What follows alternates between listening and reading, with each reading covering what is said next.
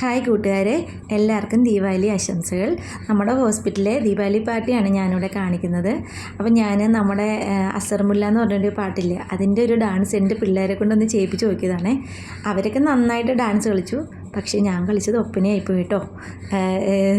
ഞങ്ങൾ എന്താ പറയുക, ഈ ജോലിക്കിടയിൽ ഇത്രയും സ്ട്രെസ്സിനിടയ്ക്ക് നമ്മൾ ശരിക്കും എൻജോയ് ചെയ്തു. അപ്പോൾ ഞാനൊരു മലയാള സോങ് വെച്ചായിരുന്നു കേട്ടോ.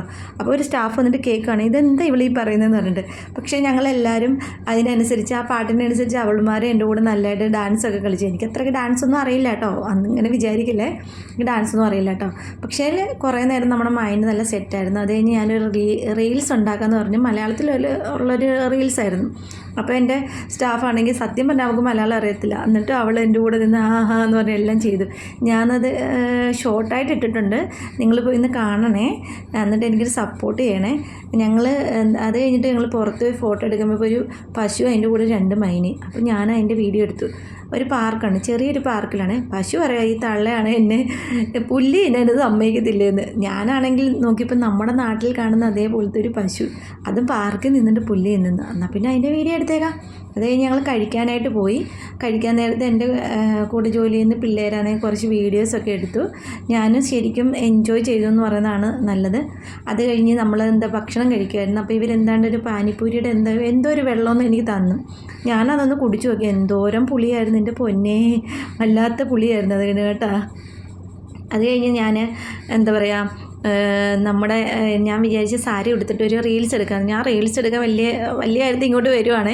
അവരെല്ലാവരും എന്നെ കളിയാക്കി. പക്ഷേ ഞാൻ തളർന്നില്ല കേട്ടോ, ഞാൻ തളർന്നില്ല. ഞാൻ പറഞ്ഞു ഞാൻ റീൽസ് എടുത്തിട്ടേ അടങ്ങത്തുള്ളൂ. ഞാൻ റീൽസ് എടുത്തു. എന്നിട്ട് ഞാനത് ഷോർട്ടിൻ്റെ അത് ഇട്ടിട്ടുണ്ട്, നിങ്ങൾ കാണണേ. അത് കഴിഞ്ഞ് ഈ പിള്ളേരെ എല്ലാവരും വെളിയിൽ വന്നിട്ട് ഞാനൊരു ഫോൺ കോൾ ചെയ്യുക. ഭയങ്കര ഡാൻസ്. നമ്മുടെ പഴമക്കാർ പറയത്തില്ലേ, കന്നിനെ കൈയും കാണിക്കില്ല, ആ അവസ്ഥയായിപ്പോയി എനിക്ക്.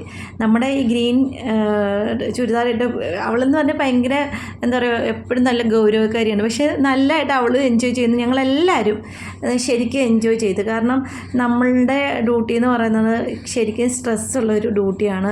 പേഷ്യൻ്റ് വരുന്നു, അവരുടെ കാര്യങ്ങൾ നോക്കണം, അറ്റൻഡറുടെ കാര്യങ്ങൾ നോക്കണം. അപ്പോൾ നമുക്കൊരു ശരിക്കും ഒരു എന്താ പറയുക, നമ്മുടെ മൈൻഡ് വേറൊരു മൈൻഡാണ്. പക്ഷേ ഞങ്ങൾ ആ ദിവസം ശരിക്കും എൻജോയ് ചെയ്തു കേട്ടോ. അത് കഴിഞ്ഞിട്ട് നമ്മളാണെങ്കിൽ വീണ്ടും വേറെ എന്തൊക്കെയോ ഭക്ഷണം ഇവർ തരുന്നുണ്ടായിരുന്നു. അത് കഴിക്കാൻ പോയി. എന്തൊക്കെയാണെന്നൊന്നും എനിക്കറിയത്തില്ല. പക്ഷേ വിശപ്പ് കൊണ്ട് ഞാനതൊക്കെ കഴിച്ചു കേട്ടോ. എൻജോയ് ചെയ്ത് കഴിച്ചു എന്ന് പറയുന്നതായിരിക്കും സത്യം. അത് കഴിഞ്ഞ് പിന്നെ അവിടെ പൂജ ഉണ്ടായിരുന്നു. പൂജയ്ക്ക് വേണ്ടി അവർ പറഞ്ഞു ട്രഡീഷണൽ ഡ്രസ്സ് വേണമെന്ന്. എൻ്റെ കയ്യിൽ ആകെ ഒരു സെറ്റും മുണ്ടും ഉണ്ടായിരുന്നേ, അതെടുത്തിട്ടു.